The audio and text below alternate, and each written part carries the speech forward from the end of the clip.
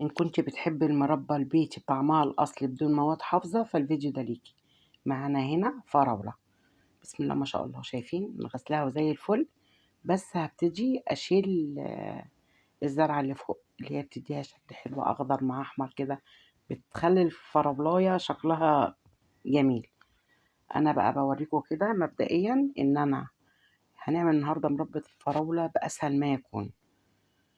باوريكم يا أقطعها الفراولاية على جزئين، يا إما هقطعها حلقات أو قطع زي ما انتم شايفين كده. شايفين؟ يعني مبدئيا كده أنا باوريكم هقطعها كده يا أقطعها كده، هنشوف هنستقر على إيه، بس أنا باوريكم ممكن نقطعها إزاي.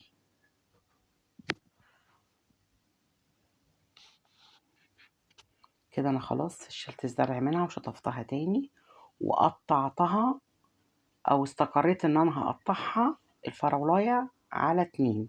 يعني بصوا بفتحها 2 كده أهو. انت عايزة بقى تقطعيها قطع براحتك. شايفين؟ طبعا احنا عارفين إن الفراولة بتبقى مليانة رملة، فلازم تتغسل كويس جدا تحت مية جارية. هنعمل النهاردة نوعين من المربى، من أجمل أنواع المربات. خلصنا كده تقطيع الفراولة، هنقول بسم الله وجبنا الحلة بتاعتنا اللي احنا هنعمل فيها الفراولة القمر دي. هنبتدي كده نحط جزء من الفراولة. وهنا عايزة اقول لكم انا مش هقول انا هستخدم سكر قد ايه بالظبط، غير لما اخلص الفراولة للاخر اقول لكم انا استخدمت فيها قد ايه. بمعنى ان انا هنزل كده جزء من الفراولة، ومعايا هنا ده كيس سكر كيلو الا 100 جرام، فتحته وهبتدي اخد منه. يعني احط حبة فراولة واحط اغطيها بسكر، وارجع احط جزء من الفراولة تاني. الفيديو النهاردة لذيذ جميل للناس اللي بتحب تاكل الاكل النظيف وتستمتع بطعمه الاصلي، مش داخله مواد حافظة، مش داخله جيلاتين. المربى بره كلها جيلاتين، المربى بره كلها يعني بيحطوا مكسبات طعم وريحة ولون لأنواع المربات، مواد حافظة. طبعا بيجيبوا لك ريحة المربى دي بتتباع عند أي عطار بيحطوها، وألوان غير المواد الحافظة مع الجيلاتين، وهي ما فيهاش أساس من المربى. دي مربى فراولة، دي مربى معرفش إيه، ولكن اللي احنا بنعمله ده هي المربى الأصلي اللي تاكليها وتستمتعي بطعمها وتقولي فعلا أنا باكل فراولة. زي ما انتم شايفين كده وانا بتكلم معاكم كنت بحط جزء من المربى وبرجع احط جزء من السكر. يعني انا كنت جايبه مثلا 5 كيلو فراوله اللي اقول لك كيلو منها عقبال ما اتنضفت طبعا وزنها قل. شلنا الزرعه اللي فوق وشلنا الحته اللي تحت الزرعيه نفسها برضو حجم، يعني الوزن بتاعها قل. فهنا مش هنهتم قد ايه فراوله قد ايه سكر، غير اللي انا بعمله ده مهما كانت الكميه اللي انت جايباها. جايبه 2 كيلو، جايبه 3 كيلو، جايبه كده، يعني هتعملي كده راق فراولة راق سكر. وهنشوف في الآخر هنحط ايه، يعني هنزود سكر قد ايه. كده احنا بناخد آخر حاجة في الفراولة اللي في الطبق. طبعا حاجة انت عاملاها في البيت، ضامنة غسلها ازاي، ضامنة ان انت بتاكلي مربى، مش بنضحك على بعض.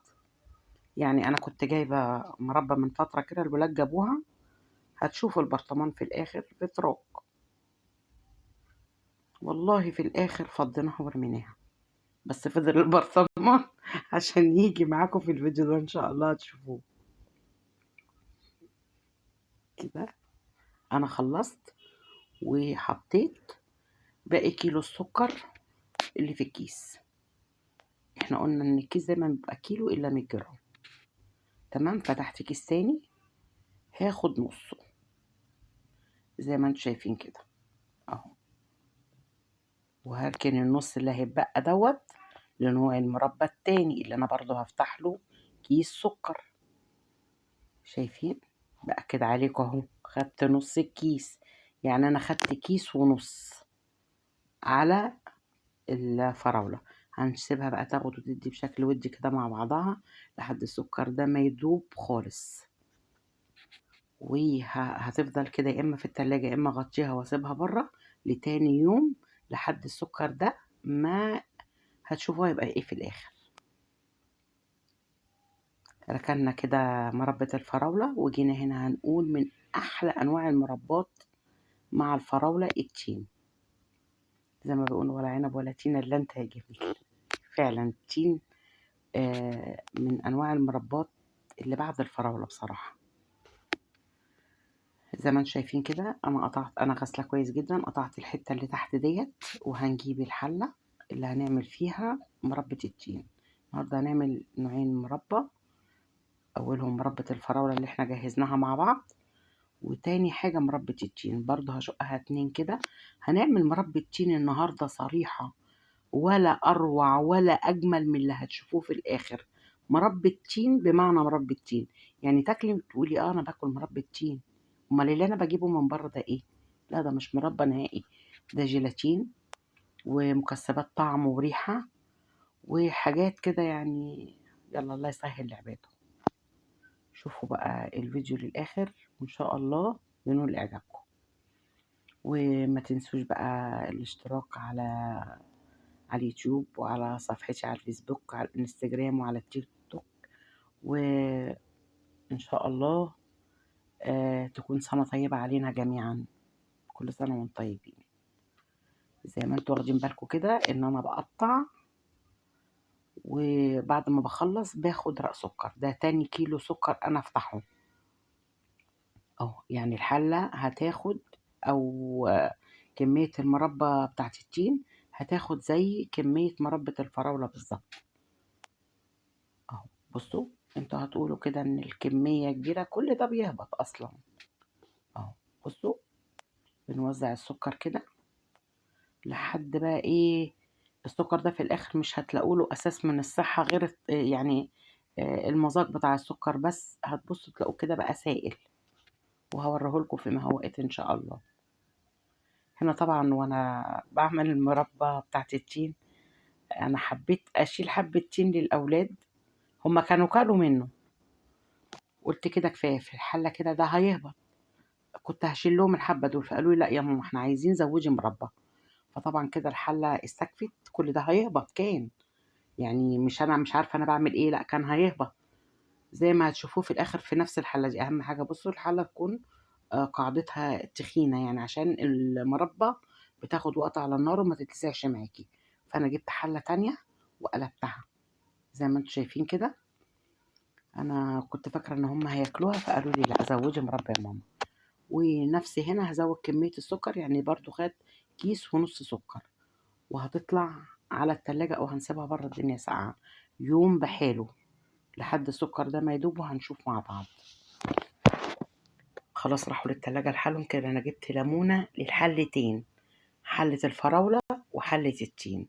الليمونة حجمها كبير بسم الله ما شاء الله، لكن لو الليمونة صغيرة كنت هاخد على كل حلة ليمونة. تعالوا بقى هنا انا خرجت المربى، كنت حطاها في التلاجة يوم بحاله. بصوا فين السكر، فين حجم المربى اللي كانت الفراولة اللي كانت قد كده، مفيش. فين حجم بصوا التين هبت ازاي، شايفين اهو.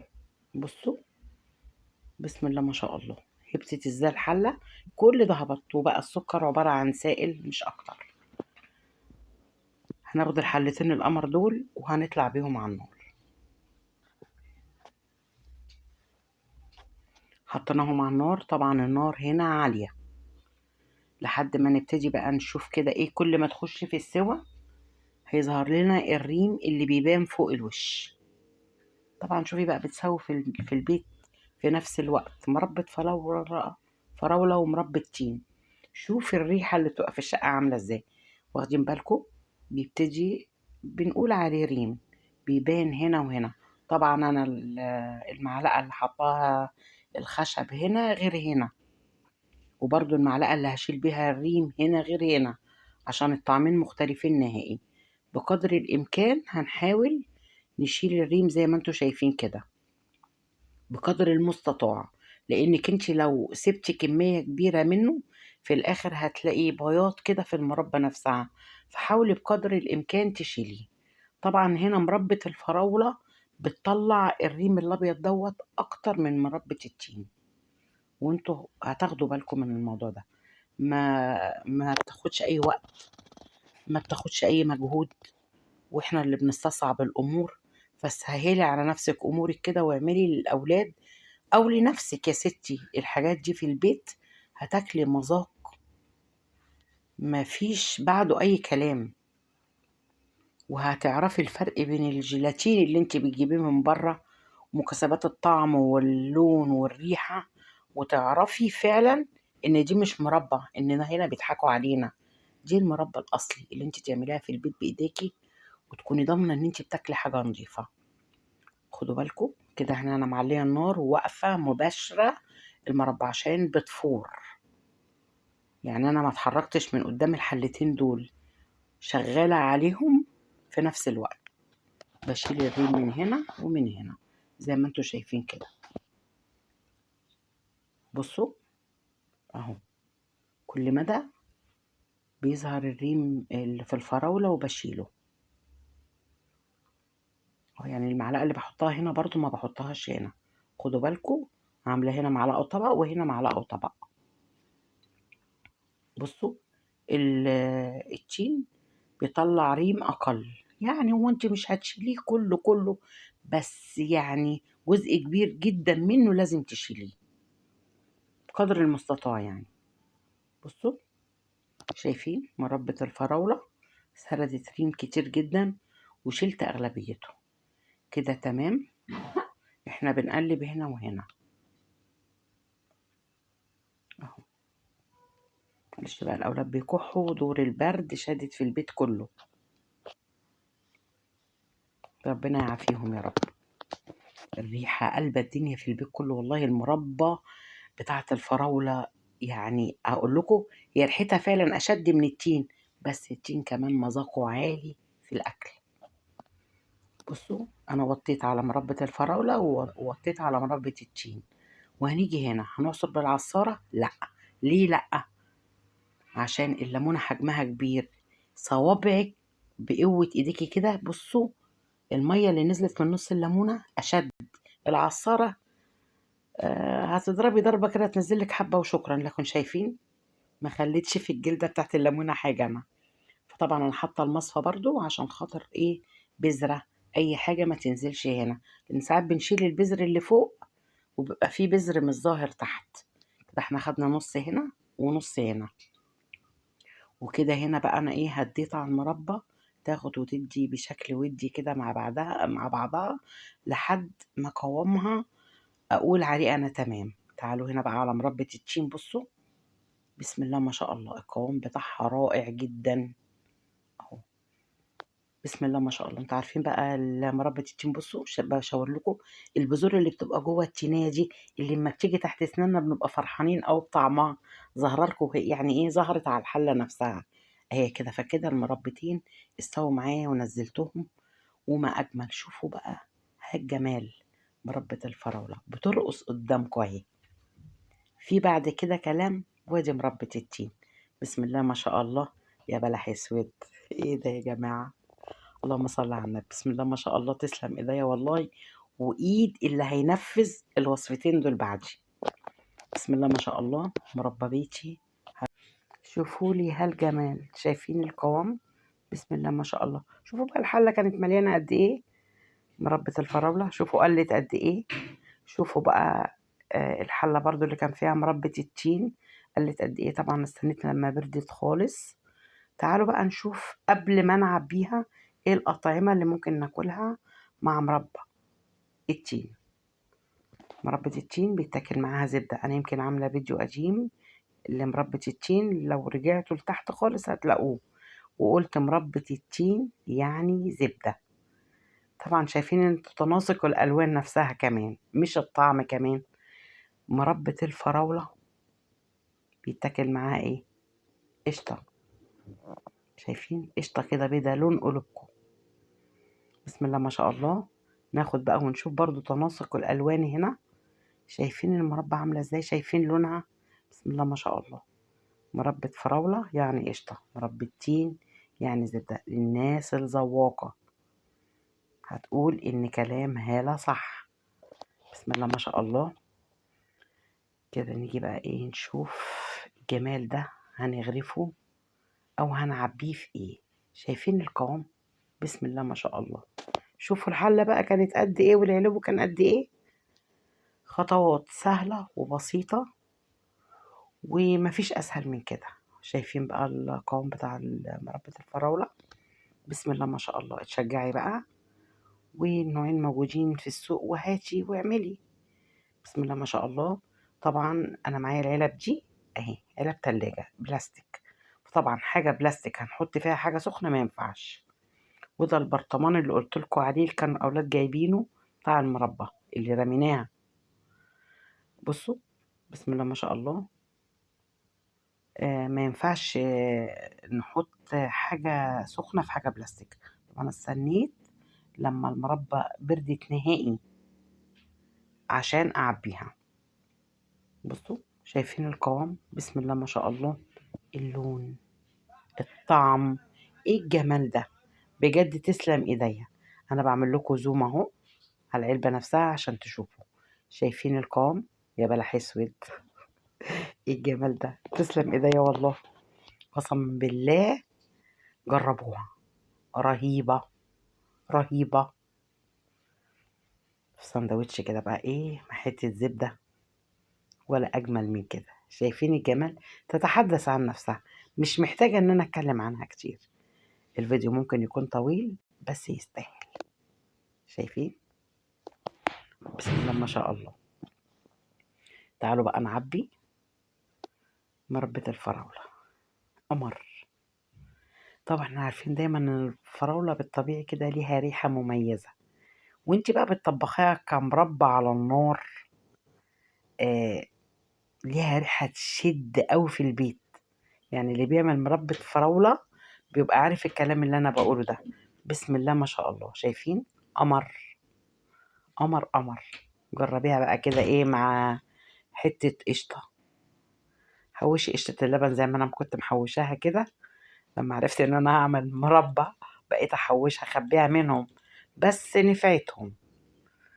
كانوا واقفين بقى ايه، يا ماما عبي طبقين الاول، بس انا قلت اكمل التصوير وبعدين عشان اطلع اكل معاهم، عشان اطلع اكيد مش هلاقي حاجة طبعا. بألف هنا وشفا على قلوبهم. شايفين؟ بسم الله ما شاء الله. لون وقوام. يعني ايه بعد كده؟ عملنا حاجة نضيفة، حاجة ضامنينها، حاجة طعم وريحة مشهية بجد. بصوا بسم الله ما شاء الله. وعملوا معانا كمية. تعالوا بقى نعبي البرطمان الجميل ده اهو. يعني انا لما اعبي البرطمان بتاع المربى مربى اقول دي مربى. شايفين؟ شايفين القوام؟ يعني انا بحاول اوريكم. شايفين؟ بهزلكم البرطمان بايدي كده اهو.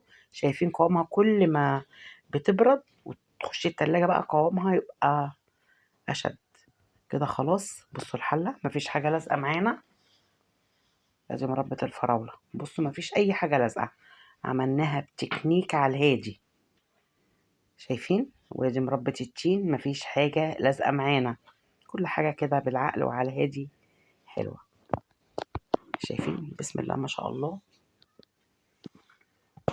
طلع كمية حلوة معانا. نقفل بقى البرطمان. بسم الله ما شاء الله. كده حاجة جميلة وحلوة قوي. وعملنا كمية حلوة قوي قوي قوي تكفي البيت وتكفي ندي منها للحبايب. كل سنة وانتم طيبين، سنة سعيدة عليكم جميعا. وبدأتها معاكم بأحلى حاجة، مربى التين ومربى الفراولة. إن شاء الله جربوها وتنول إعجابكم وامشوا بكل الخطوات. هو ممكن انتوا تستصعبوها لكن هي بسيطة جدا، وجربوها هتتبسطوا منها قوي بنفس الطريقة اللي أنا قايلة لكم عليها أو اللي شفتها قدامكم. إن شاء الله انتظروني في فيديو جديد، وإحنا بكل صحة وعافية نتقابل دايما على خير. وبتمنى إن الفيديو ينول إعجابكم وجربوه. السلام عليكم، مع السلامة.